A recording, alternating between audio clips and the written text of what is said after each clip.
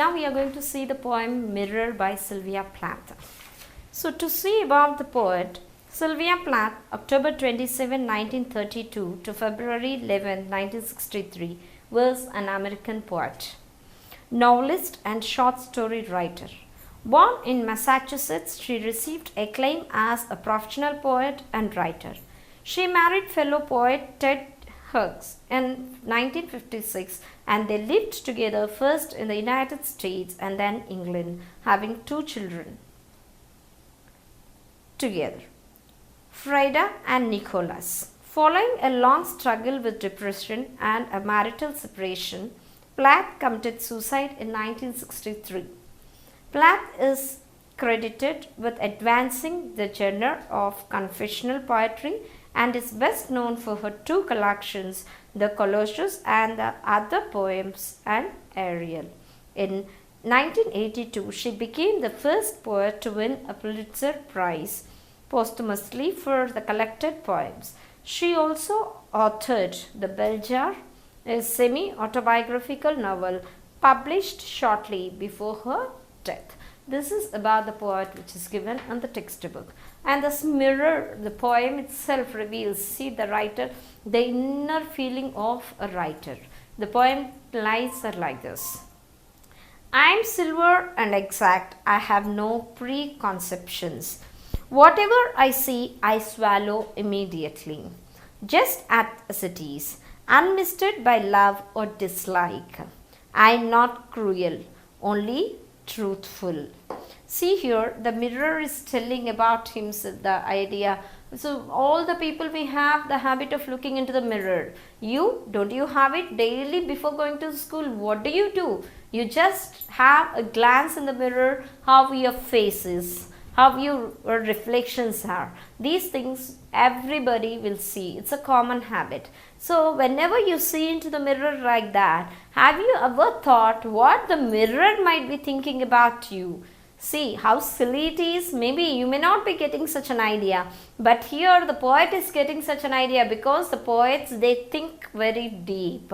They gave the figures of speech personification here. Personification means giving life to non-living things.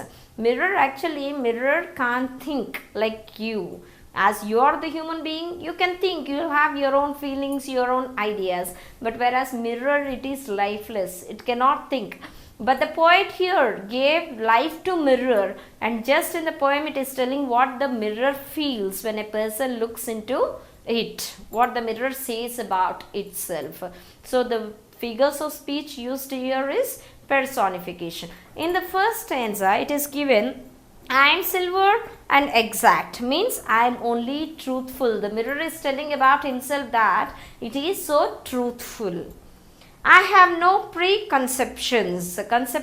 Preconceptions means pre-thoughts. Mirror won't keep anything in its mind. See, whenever we see any person, with the impression what we have on the person, whether it is a good impression or a bad impression, whatever they do, basing on the impression what we have in our mind, we will be thinking about that person. Isn't it? In the same way here, the mirror is telling that whenever a person come and look into it, it will see it exactly. It won't have any preconceptions, means pre-thoughts in its mind about the person who is looking into the mirror.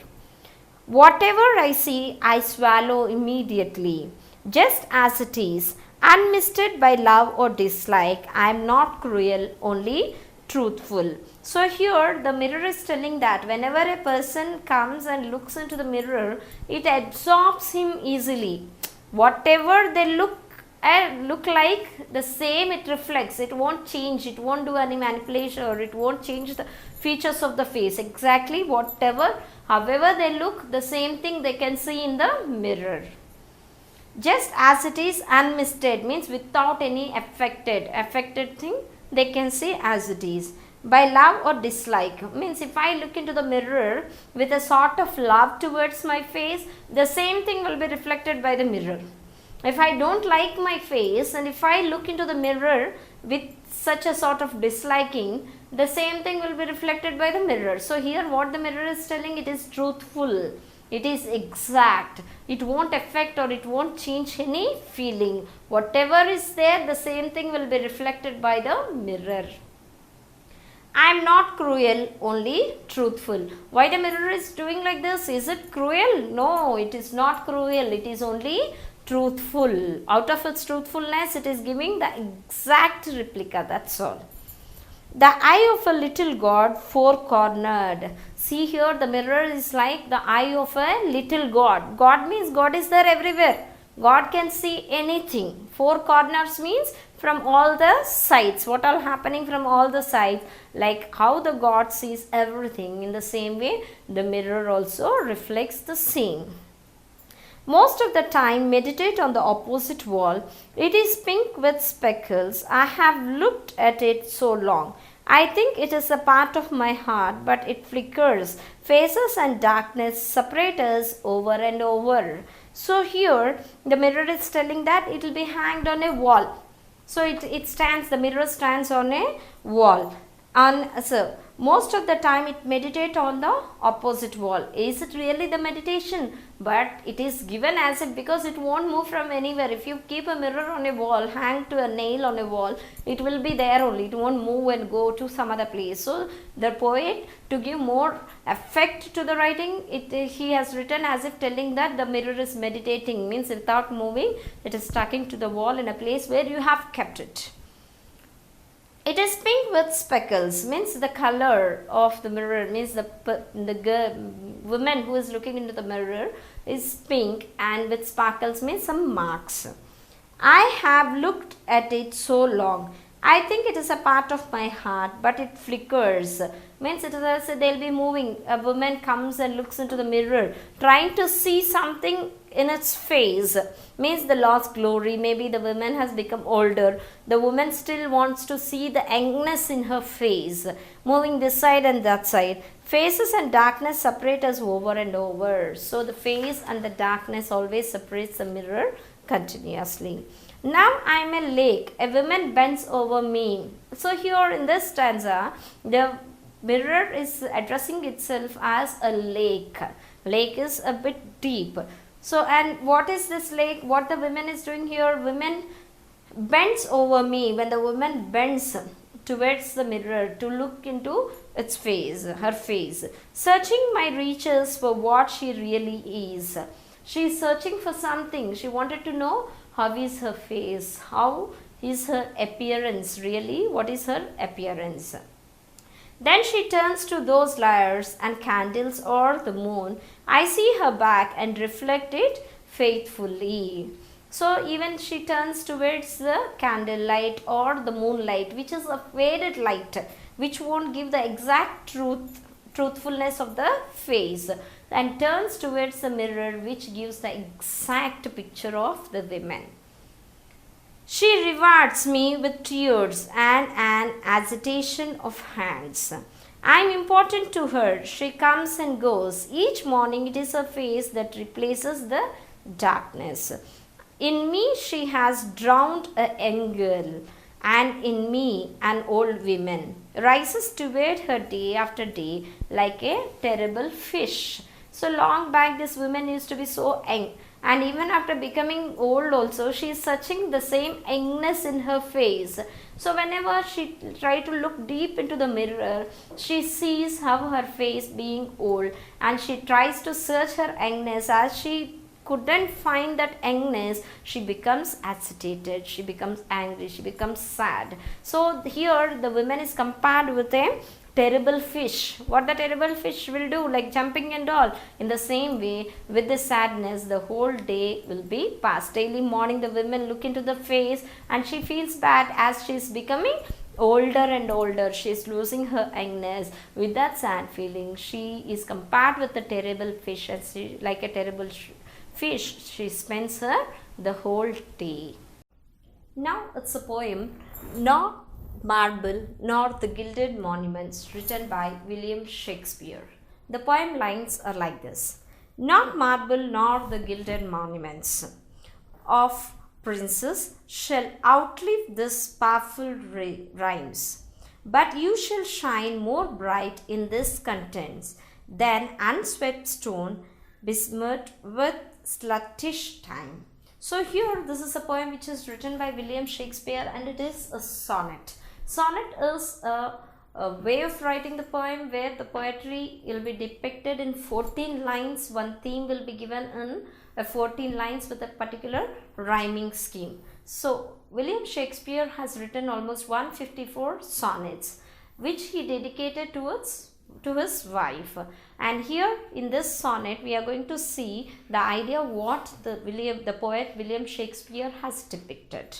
So here in this poem, the poet says that marbled or gilded monuments of princes built in their memory shall not outlive this powerful sonnet. See here, this meaning we can see from the lines, not marble nor the gilded monuments. See, some kings, some people, they build monuments in the remembrance of their loved ones. So here the Shakespeare is mentioning it is not the marble. So the poet, what he says is marbled or gilded monuments. Means the word gilded means covered with gold or gold plated monuments of princes built in their memories. Means see, these are not permanent. What he wanted to say here is the monuments or the gilded monuments, they are not permanent, which are built in the memory of their princes are not permanent.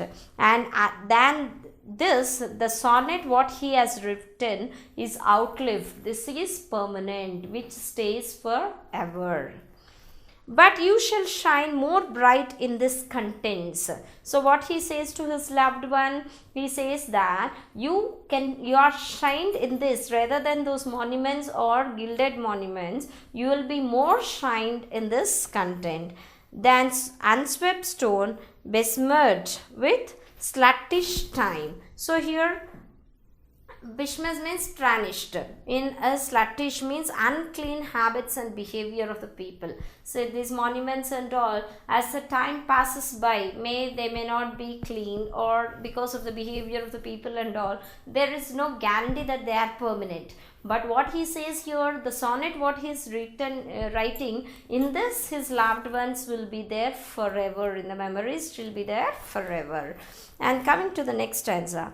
When wasteful war shall statues overturn and bronze root out of the work of machinery, nor Mars his sword, nor war's quick fire shall burn the living record of your memory. So not only that, he also mentioning the reason why he says that the monuments are not permanent.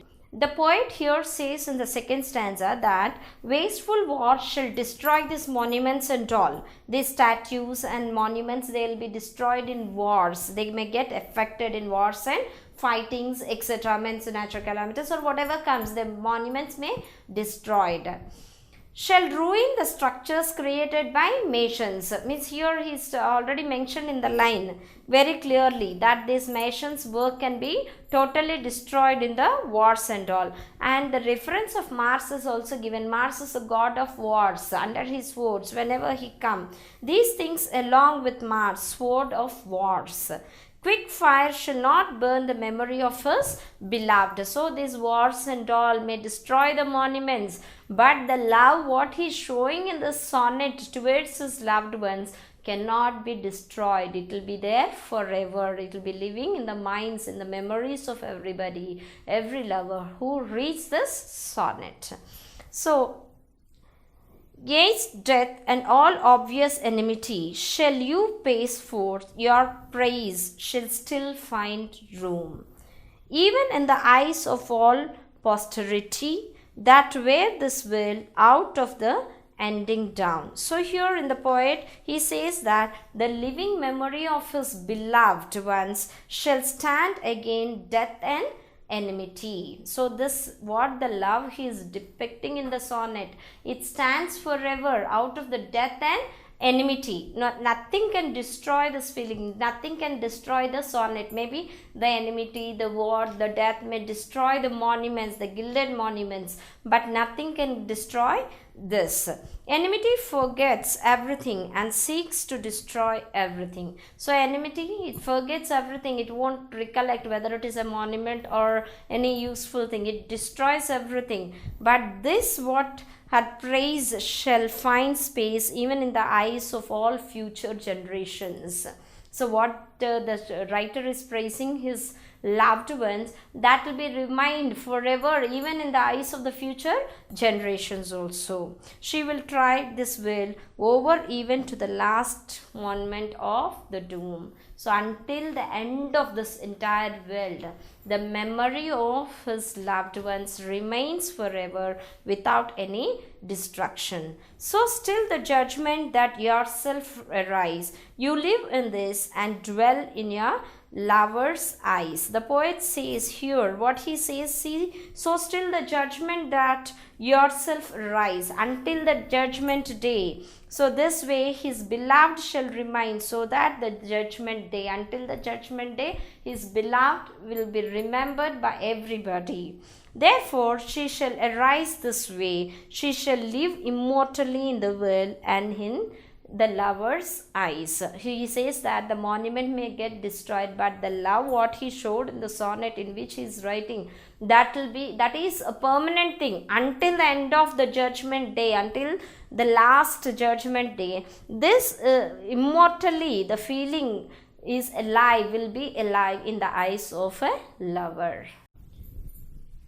Osmandius is the poem now which we are going to see. The son of rich Troy Square, Percy Bysshe Shelley was educated at Eton and then sent to Oxford. Shelley came under the influence of revolutionary ideas of the English philosopher William Godwin, whose daughter Mary Godwin he ultimately married in 1818. Shelley left for Italy. He drowned in the Bay of Spezzia in 1822. So here, if we analyze the poem lines, if we can see the poem lines, here it is just like a conversation. A traveler is telling like this: I met a traveler from an antique land. So from where did he met the traveler? The traveler is from an antique land. So antique land means from an ancient. Antique means ancient or very old. So this person is from a very ancient or a old land. One traveler has come. Who said, and the traveler is telling like this: two vast and trunkless legs of stone. So vast means huge. This traveler has seen huge, trunkless. Trunkless means without the upper body, upper part of the body. He has seen legs, two legs of a stone. Stand in the desert, near them on the sand, half sunk, a shattered visage lies, whose frown. So what he says, he has seen two legs in stone, and near that, near in the sand, he has seen, he saw this in a desert, and near them on the sand, he half sunk, a shattered. So he had seen near these legs, he had seen a shattered. Shattered means broken. Broken, what did he see? He saw one visage, means a face. Near the legs in the sand, he had seen a shattered visage, means one broken face lying down in the sand. And whose frown? Frown means what the expressions on that face? So the expressions are angry. Angry expressions. He had seen some angry expressions on that broken face. And wrinkled lip. So in that face, he had seen the lip got wrinkled, means twisted. And sneer of cold command, means one who carved figures on such. See, sneer. Sneer means facial expressions or scorn or hostility in which the upper lip may be raised. One lip is twisted and the upper lip is a little bit raised, which shows the angry face of a man. of cold command, means near half hateful expression. He had seen a sort of hateful expression on the face. Tell that its sculpture who those passions read, means the sculpture, the person who carved that monument, means that figure, what he says, well, those passions read, means what do they interpreted, which yet survive stamped on these lifeless things. So he says that still live, as if the expressions on the face are still alive in such a great tactful manner, means it's a very good creative work what the sculpture had done. He had given the expressions such nice, so that whoever sees that can understand the feeling of the person. Which yet survive stamped on these lifeless things. So the figure, means the monument which got broken, it is lifeless, but still the expressions are carved on that in such a way as it has some life. The hand that mocked them and the heart that fed. So the hand means the person who made that, and what the feelings, he might have understood the feelings. That's why in a nice way that whoever sees it can easily understand the expressions. In such a way he got carved it. And on the pedestal these words appear, means on the base part of that figure these words got appeared. My name is Ozymandias, King of Kings. Look upon my works, aim mighty and despair. Nothing beside remains. So these words are written. Actually the figure which is given there, the who has trunkless legs, what he has seen, the face what he has seen there, it is of the King of Kings. Ozymandias is a person and he is a King of Kings. And it is written like this. Nothing beside means nothing else remains. Round the decay means everything got rotten.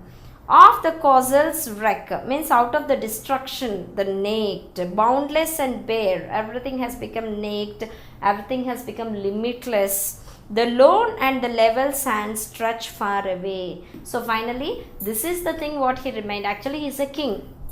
You know how a king will be, everything what he can conquer or he can achieve in this world. Is anything remained after his death? Nothing is remained. Out of destruction, everything is gone. Finally, even his statue also is not proper. That is also broken. The face is lying down, even the statue. This is what remaining forever. This is what is remaining.